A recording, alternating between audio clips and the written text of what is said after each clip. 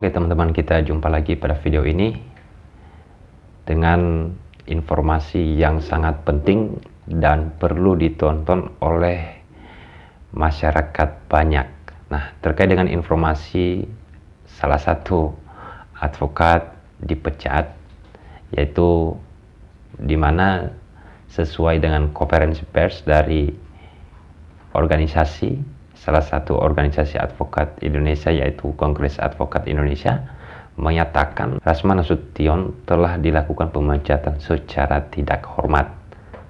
Oke teman-teman, ayo kita tonton videonya, konferensi persnya teman-teman. Silakan ditonton dulu. Apa yang dilakukan oleh saudara Rasman Arief Nasution ini dianggap telah mencederai selain organisasi Kongres Advokat Indonesia juga profesi advokat, sehingga apa yang dilakukan bukan cerminan dari seorang advokat.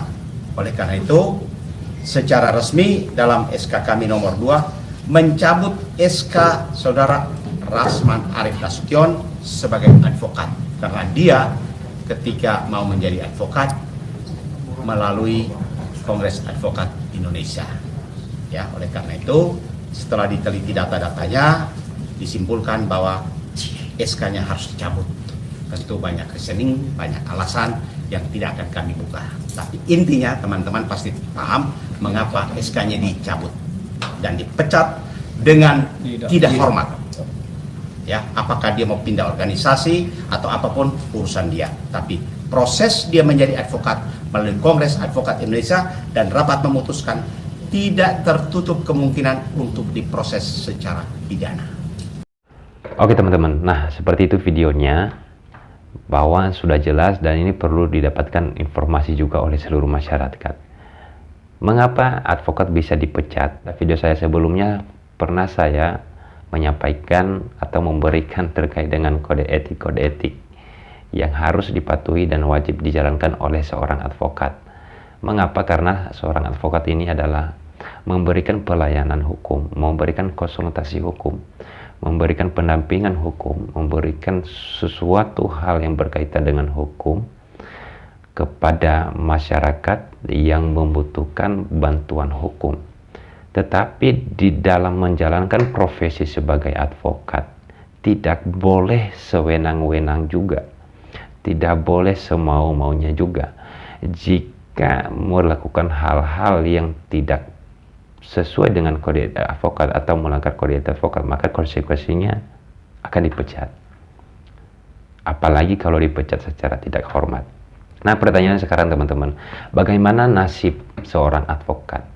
Contohnya ini Bang Rasman Nasution sudah dipecat dari profesi advokat. Kemudian nasib kliennya bagaimana? Baik yang sedang ditanganin perkaranya ataupun yang sebelumnya sudah dijalankan ataupun yang mau meminta bantuan hukum kepada advokat yang sudah dipecat.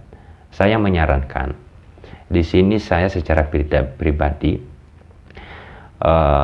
seorang advokat juga, ketika seorang advokat sudah dipecat, maka tidak boleh melakukan pendampingan hukum baik di luar maupun di dalam pengadilan. Tidak boleh menerima menerima lagi kuasa dari orang yang meminta bantuan hukum, baik itu di kepolisian, baik itu di pengadilan. Nah, ada bagusnya kalau contohnya advokatnya atau pengacaranya sudah dipecat, silakan untuk mencari advokat baru untuk menggantikan posisi atau untuk mengganti pengacaranya.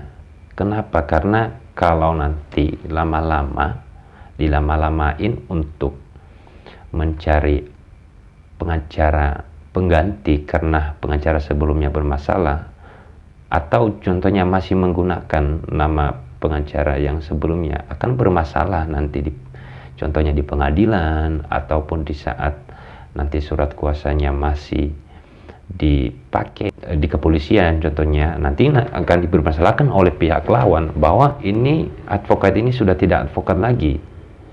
tidak boleh memberikan surat kuasa menggunakan atau mengatasnamakan dia seorang advokat.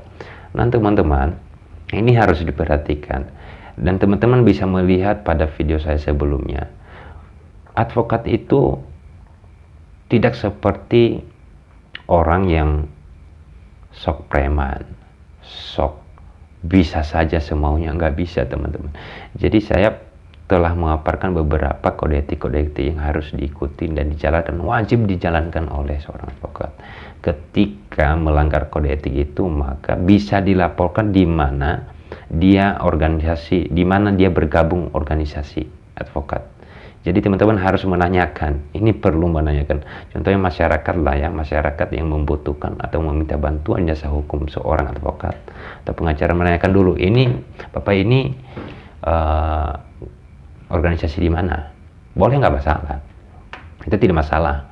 Karena kenapa, nanti takutnya malah advokatnya itu bukan membantu, malah contohnya sudah menerima uang. Contoh ini ya, contoh, tapi ini mudah-mudahan tidak ada ya. Contohnya sudah menerima uang, kemudian sudah dijalankan perkaranya setengah jalan, tetapi ditinggalkan gitu, ditelantarkan. Jadi itu bisa dilaporkan, itu juga salah satu pelanggaran kode etik.